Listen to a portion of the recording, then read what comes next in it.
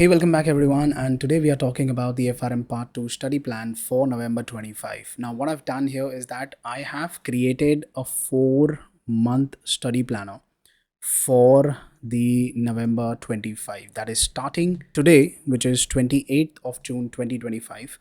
If you start your exam today or if you have your exam scheduled for November, this planner is going to be very helpful. Now, what you can do is you can take this in the PDF format if you want. I have it in the Excel format as well, whatever way that you're comfortable, but make sure that you go ahead and you use this study planner. How to use this thing is basically here is the date and here is the chapter name. Here is the chapter completion status, whether you've completed yes, no, whatever the answer is. Chapter wise test, did you solve it? Now, I would say that whenever you complete any chapter, make sure that you solve the chapter wise questions because this part 2 is absolutely huge. 100 chapters that we have for better retention. It's always better that you solve the chapter wise question and then write down your score and try to get a target of at least 65 to 70. Always have a good benchmark to be as close as 70%. Even if you get it less, it's absolutely okay, but the target should always be on the higher side. Hours studied, like for this particular day, like today is Saturday, right? So for this particular day, how many hours that you have studied so far so that you can track your weekly hours. So now let's start with what we have it here. In the week 1, we're going to be taking the market risk. Okay, so that's the order of prep. Market risk you take, and there's going to be 8 chapters. Of course, today is Saturday, tomorrow is Sunday, and then we have the entire week here, and then again Saturdays and Sunday. So for the market risk, I want you to take these chapters that we have. First chapter, then the second one, the third one, back testing war, and then you see this thing. This all relates to the back testing approach. Hence, I have included that in this particular order so that once you start with back testing war, these two are relatable. Okay, I think this is the 6th or 7th chapter. Then you have the 5th one, which is the war mapping. Okay, so make sure that you do these 3 things simultaneously. They are interrelated, hence I've put that. Then you have war mapping. Okay, and do not get confused by non-linear derivatives. I don't want you to get stuck in that particular section. And then finally, a huge chapter which is correlation basics. Lot of things it talks about that, purely theoretical, but few topics are quite important. Okay, so this is your weekly target, and I've made sure that in the entire 4 months you devote time for revision as well as maybe for a breather or for a break. Now, ideally 4 months is a very tight schedule, right? You really do not expect to have too much breaks, right? Because we have the momentum for the studies that is already going on.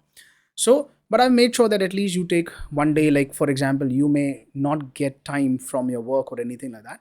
So I have made that particular provision as well. All right, moving to week number 2, here you need to complete 5 chapters. Okay, empirical properties of correlation. Again, it talks about that, a small chapter that we have, Gaussian copula. Financial correlation modeling, bottom-up approaches, empirical approaches, volatility smile, and FRTB. I've put here in this particular week, in the second week, because the reason for that is very simple. I want you to take these in week number 3. I want to take these chapters in that particular week. I have reserved that. Okay, and again, there's a provision for a revision or a break and a breather as well. Whatever that you see, that is empty, right? So this is what I have actually designed it in this particular way. Let's take market risk. 3 weeks are reserved for that starting from today. Then we have to move to the risk investment. Now here, if you look at it, so 21st of July, we start with the risk investment topics, 5 chapters here, and then the 6 chapters in the next week of the market risk. That is week number 5. Again, these chapters, you can do it very easily. I would say that hedge funds is a theory topic, you know already from part 1. This is also a very small and theory topic, so won't take much time, and that's why I've put 6 chapters in a row. All right, and again, 1 day for revision as well, so that you revise the entire market risk. Now, understand that revision is very critical, especially for part 2, because as you move across time, as you move across subjects, you tend to forget a lot. So make sure that you revise what you've learned. Okay?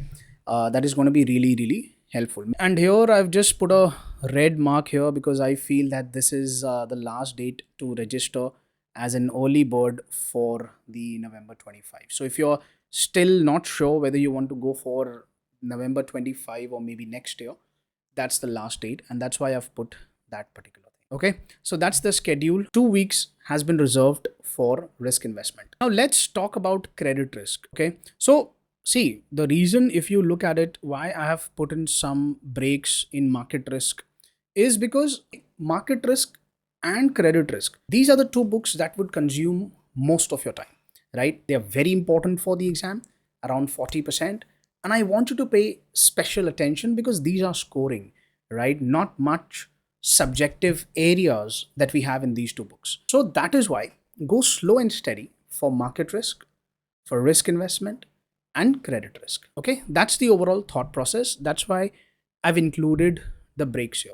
Moving on to the credit risk, here week number 6, that is 4th of August, you start with credit risk and you complete 6 chapters. One thing, I've not included the 3 initial chapters of credit risk. I feel that you should just give it a good read via the Schweizer notes or any notes that you're referring, and you'd be good to go. I don't want you to, I don't want those 3 chapters to consume your time. That's why I'm starting with the important one, that is chapter number 4. Okay, this is also related to these 3 chapters, so do it at once. Country risk is the same as level 1. That's why I've put 6 chapters in a week. Again, these 2 chapters are interrelated and can be done easily, not going to be a major challenge. But these 3 are very, very super important, I would say that. So to begin with, we start with the most important ones. Then we move to week 7, and this is where the major important chapters are. So these are the most important chapters. So week number 1, week number 2,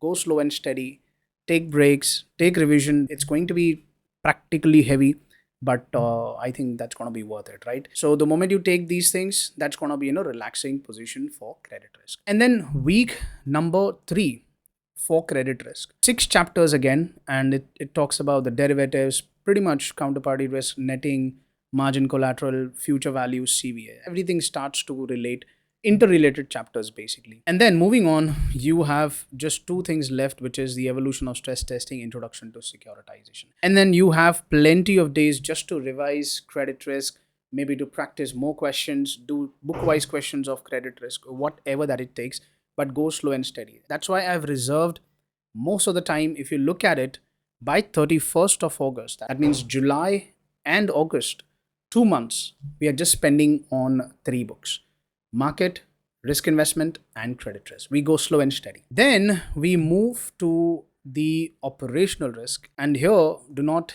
get scared by looking at it. There are 12 chapters here. Let me explain that. That's why I'm going week by week. So we are starting from 1st of September. We take, in the 7 days, we have to complete 12 chapters. Let me give you a little context. We are not starting from chapter number 1 in operational risk. We are starting from this particular chapter, which is sound management of risk related to money laundering. So we are starting with this particular chapter. You see, all these chapters, it's not very huge, maybe two pages, 3 pages, like that. So this is the only week that you have to stretch a lot and you have to complete a lot of chapters. Not going to be difficult. That's why I've put it. Not going to be difficult, right? Just 2-3 pages. Hardly it would take you half an hour, 40 minutes, or maybe an hour or so.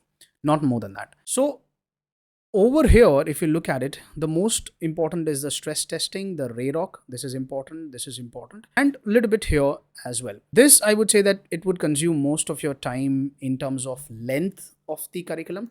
But I don't find this chapter to be super important. So do everything else, and then finally at the end of the week, you do or take this particular chapter. Okay, so that's how this is going to be a stretchy week for you, and you just need to adjust in this particular week. As I said, very small chapters. Look at the book and you'll realize why I've put this particular thing. Okay, week 11, then you have, you really have to spend some time here, which is the 4 chapters.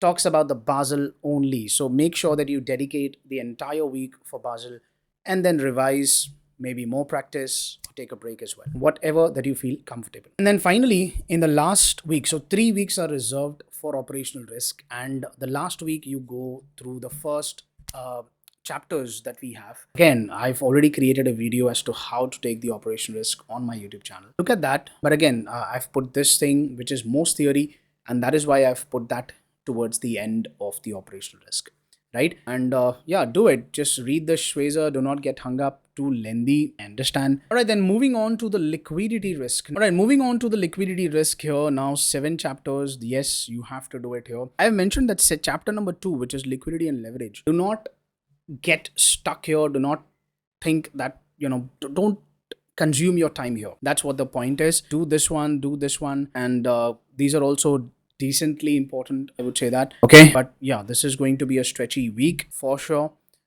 Then we have the next week, which is going to be 6 chapters for, again, the liquidity risk. Okay, these are the 6 chapters. You can go through it. And then finally, we have week number 15, 5 chapters for the liquidity risk. Okay, this is a very crucial bucket, I would say that, for liquidity risk. Make sure that you dedicate time here. And then finally, by 20th of October, 1 week is reserved for the current issues. And I want you to make sure that you do this thing well. Try to score as much as possible in the current issues book. Okay, 9 chapters, pretty much doable, not going to be a major challenge as well. Now, this is how the timetable or the study planner would look like. Make sure to make adjustments as per your schedule, as per your situations, and that's absolutely okay. You can customize it. But overall, this is the broad target for November 2025. Even if you take a week here and there, I think that's okay. But I would say that try to complete it as soon as possible, and then more time is reserved for the revision, mock exams, and so on. So with that being said, all right, so if you like this video, make sure that you like and subscribe this particular channel. I'll see you in the next video.